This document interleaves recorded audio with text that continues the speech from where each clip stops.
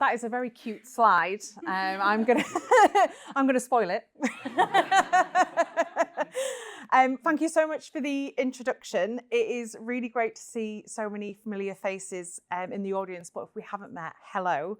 I have been a long-term fan of the Marketing Meetup, and I feel like I owe them a lot, so I'm really, really delighted to be here.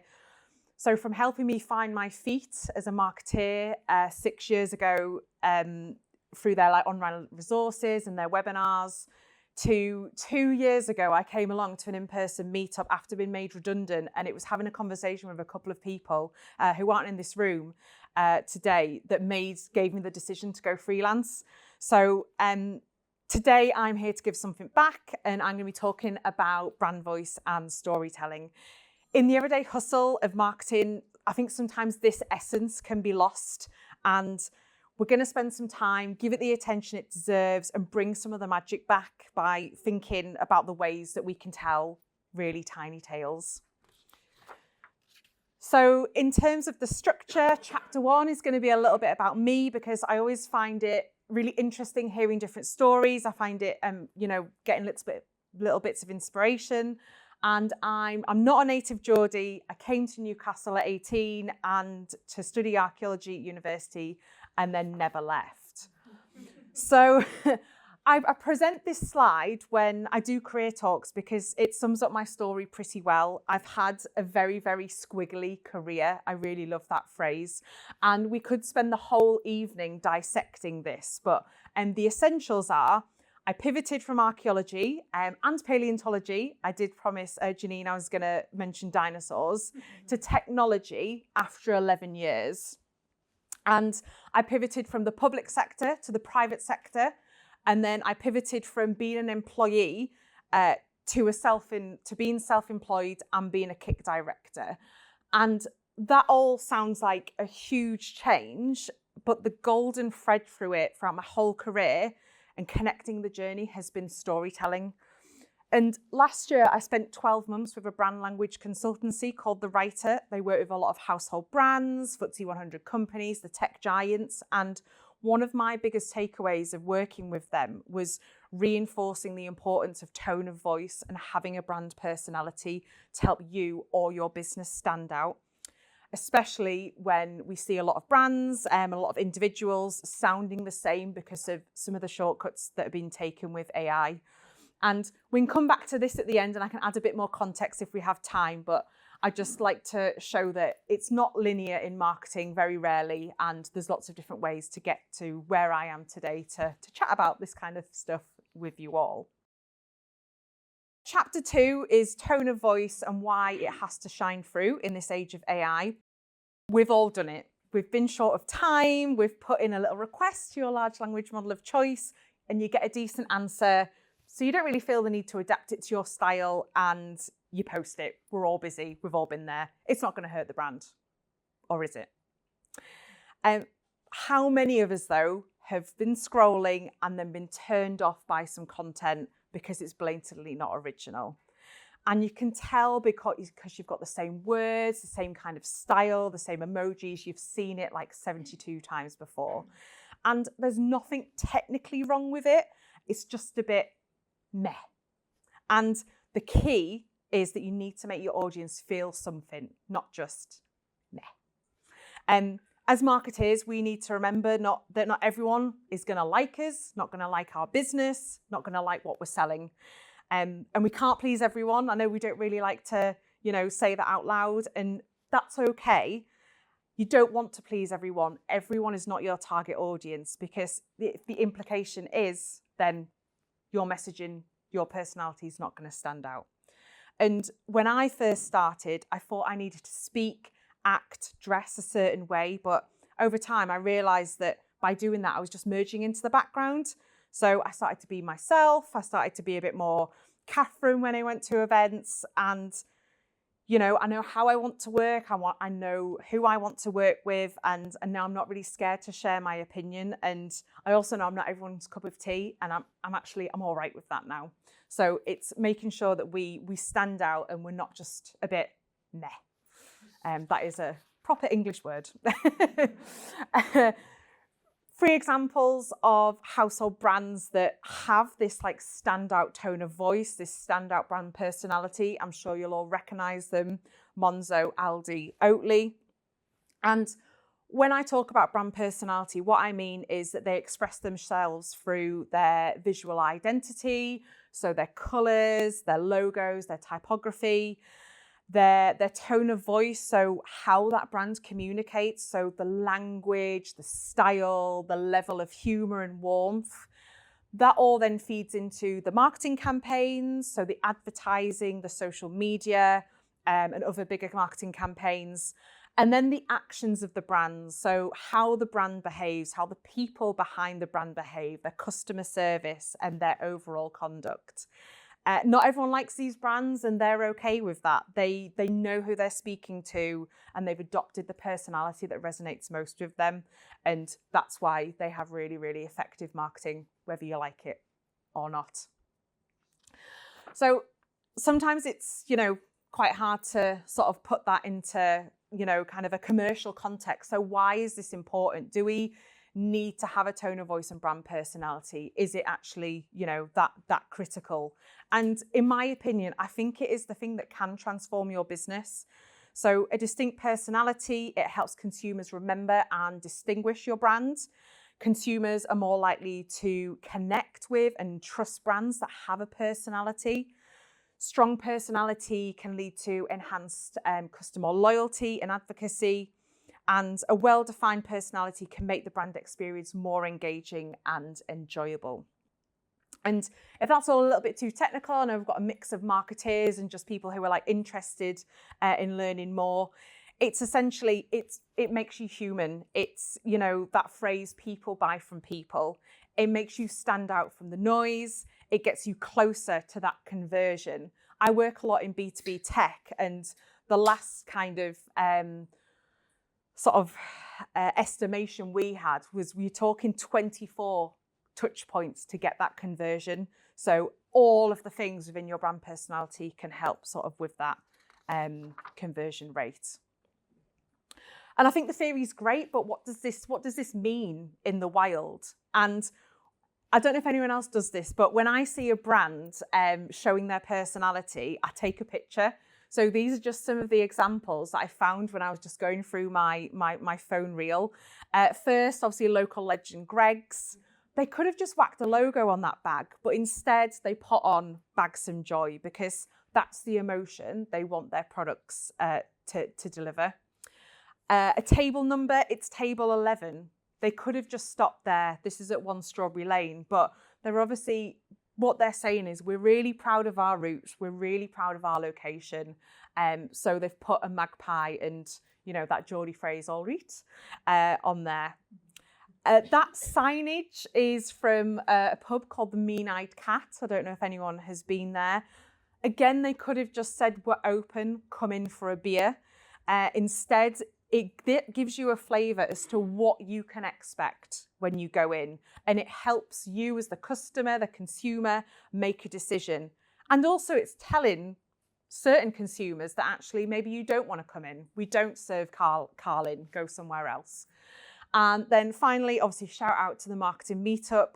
Most events you go to, you just put your name on a name badge. But here, what I love, it's that encouragement to put on 2 things that you can chat to someone about and start those conversations. And this all links to their brand of building these lovely communities. And, it can be professional, it can be personal, but this is all another glimpse into your own personality. And so my takeaway from all this is, we need to think outside the box. We need to bring in the human element, and AI can't do that for us. AI is obviously brilliant for the brainstorming, if you give it a brief and, to help him be that like critical friend, but you need a human to come in and what I refer to as like joining the dots and make that final decision to really make an impact. So Chapter 3 is, I know you've given up your Tuesday evenings, you could be in a beer garden, so I want to really give you some actionable tips to take away and not just theory. So now I'm going to share 5 small, they can be quite big, 5 free or low-cost ways that you can bring in more tone of voice and brand personality into your business or into your own personal brand. And these should be accessible to most people in the room. And each of these will act as a consumer touch point, is an example of showing off your brand personality. Each is helping an individual decide if they want to do business with you, they want to buy your products, your services, want to have a cup of tea with you. And each tells a tiny little story about your business. So it brings it back round to that storytelling element. So first on the list is the out of office or auto email reply. How many of you have put on your out of office and it basically says, thanks for the email, I'm on holiday, I'll be back on Tuesday? Yeah. and that's fine, and that is accurate. That's really, that is absolutely fine. But when I first started for the writer, this brand language consultancy, I was instantly drawn to their out of office messages. I'd never experienced anything like it. They were like short stories. They were like fun, they were informative, they were a bit cheeky. Some of them were shrouded in mystery. So you were like, oh my God, I can't wait until you get back in the office to tell me where you've been or, what you've found out. And I was really excited to get a response. So when I saw this campaign from British Airways, I just thought, I need to share that with everyone. And it is just such a fantastic piece of marketing. So yeah, just hi, I have received your email. That's great. That opening's probably a little bit boring actually. But hold on while I put down my drink, get off my daybed, find my laptop, ignore my entire family and reply, oh wait, I'm not going to do that, Tim. I just absolutely love that. It's a bit cheeky, but is entirely, accurate. And I have a permanent auto reply on my email because, I'm a one-woman business and I can't reply straight away. But what I want you to know is I want you to know if you email me that I value that email, and I want you to know that I will reply, but I want you to get a little glimpse into who I am while I'm not there. So that is why I always have mine on. I change it every month and sometimes on special occasions, and this is free and it costs you nothing. And it could be a way just to add a little bit of something extra when you're not in the office to your customers, your clients, your nan, whoever emails you. Number 2 is a similar thread. It's the voicemail. Now, so I'm a millennial. So if you ring me and I don't know your number, I'm not going to answer. Absolutely no way. I'm not picking up. But as a business owner, I was like, this could be a problem. So last year, I was trying to find a financial advisor, and this one person I rang and she didn't pick up, but I got her voicemail. The default is to go to like a pre-recorded message, but hers was, it was friendly, it was warm, she wished me a wonderful day. And I was like, that's the kind of person that I really want to do business with. So that got me a step closer to then leaving a message and really hope that she'd ring me back. And actually we did do business together and I became a client of hers. So we don't call people as much as we used to, but this might be something that you could add into your sort of brand personality. And again, it's free, it doesn't cost anything. And everyone has a phone.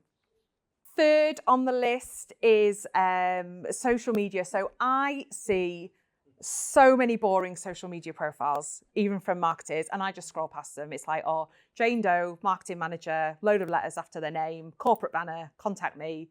I'm like, can we do a little bit better?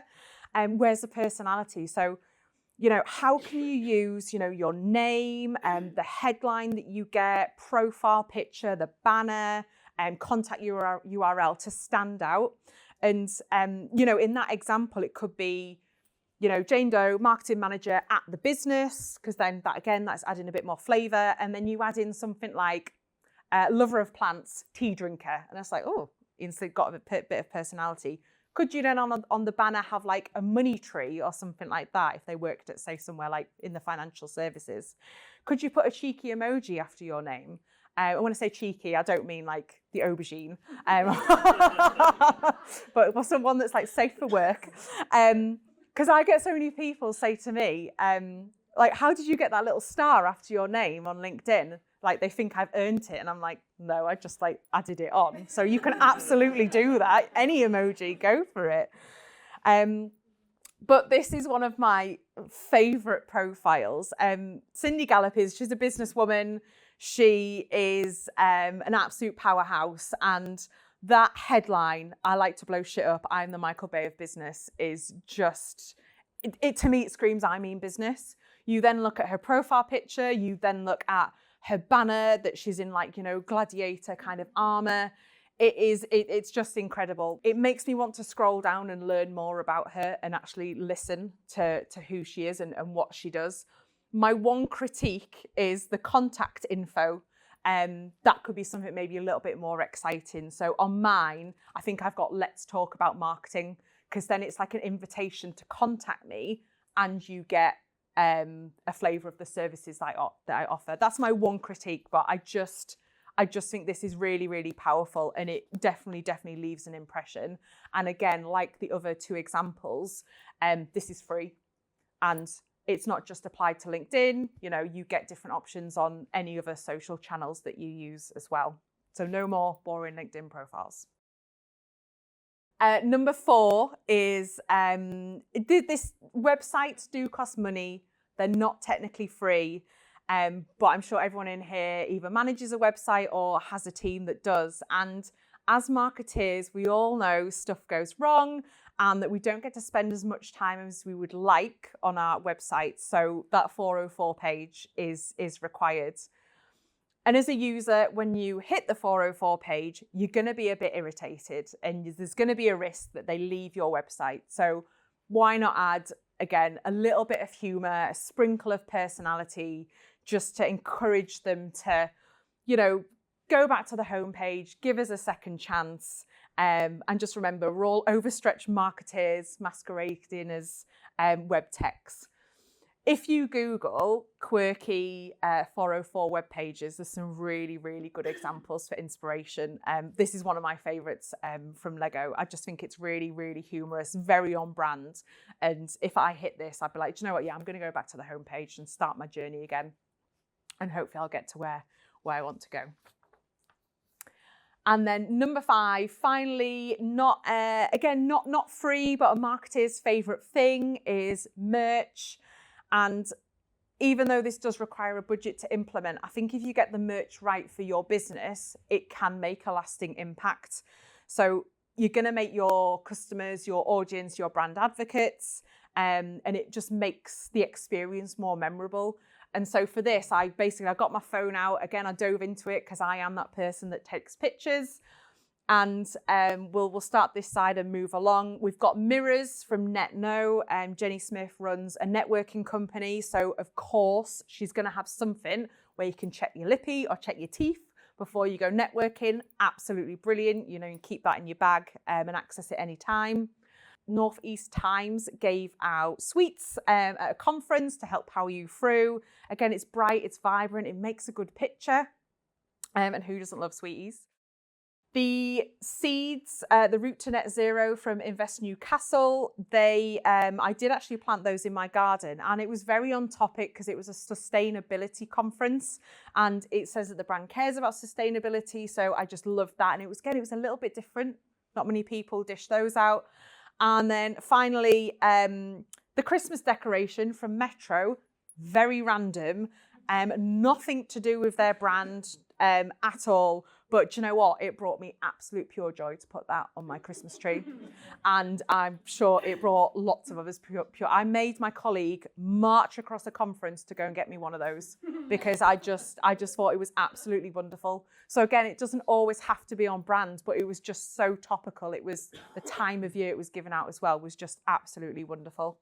And yeah, so now we're going to go to the final chapter, and I hope you've all had a lovely time and your brains are digesting lots of new ideas. But I am going to leave you, I am known for giving people homework, so I am going to leave you with one piece of homework.